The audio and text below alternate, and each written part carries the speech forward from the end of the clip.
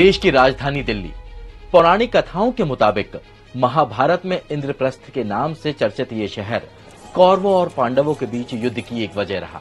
आज दिल्ली की कहानी के पहले एपिसोड में इतिहासकारों और पौराणिक कथाओं के जरिए समझते हैं इंद्रप्रस्थ यानी दिल्ली के बनने और तबाह होने की कहानी। ऐतिहासिक दस्तावेजों में दिल्ली का जिक्र पहली शताब्दी ईसा पूर्व में मिलता है, जब राजा ढिल्लू ने शहर को अपने नाम पर बसाया। पर दिल्ली का इतिहास उतना ही पुराना है जितना हमारी पौराणिक कथाएं। पहला किस्सा, पांडवों ने कृष्ण की मदद से बसाया शहर।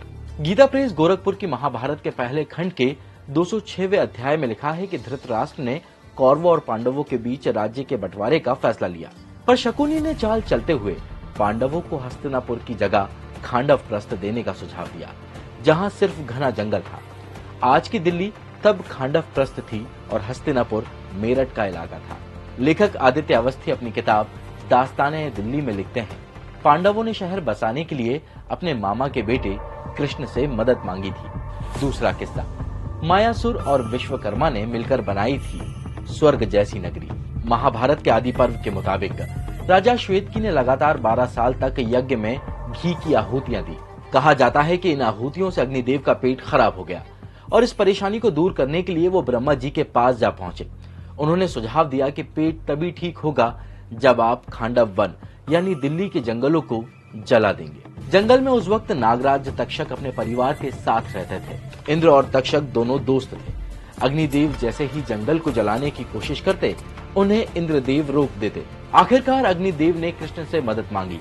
तब इंद्र और अर्जुन के बीच युद्ध हुआ और इस बीच तक्षक नाग परिवार सहित वहां से भाग गए। अर्जुन के पराक्रम से खुश होकर इंद्र ने देवों के शिल्पकार विश्वकर्मा से खांडवप्रस्थ को एक दिव्य और सुंदर शहर बनाने को कहा। दिल्ली यूनिवर्सिटी में इतिहास विभाग की प्रोफेसर उपिंदर कौर ने अपनी किताब दिल्ली प्राचीन इतिहास में भी इसका जिक्र किया है। तीसरा किस्सा, इंद्रप्रस्थ कैसे बना महाभारत के युद्ध की नींव। महाभारत और पौराणिक किताबों के अनुसार इंद्रप्रस्थ में सफेद पत्थर के कई महल बने हुए थे। यहाँ सड़कें एक दूसरे को 90 डिग्री के कोण पर काटती थी। सुरक्षा के लिए शहर के चारों तरफ दीवारें थीं, जिसमें 64 दरवाजे थे। युधिष्ठिर ने यहाँ पर राजसूय यज्ञ कराया था, जिसमें शामिल होने दुर्योधन भी पहुंचा। पर महल में घूमते वक्त वो बावड़ी में जा गिरा, जिससे देख सभी हंस पड़े। दुर्योधन ने खुद को अपमानित महसूस किया और बदला लेने की ठान ली। इसके बाद दुर्योधन ने शकुनी के साथ मिलकर पांडवों को चौसर के खेल में हराया। यहीं से महाभारत के युद्ध की नींव पड़ी। चौथा किस्सा, पांडवों के बाद इंद्रप्रस्थ का क्या हुआ।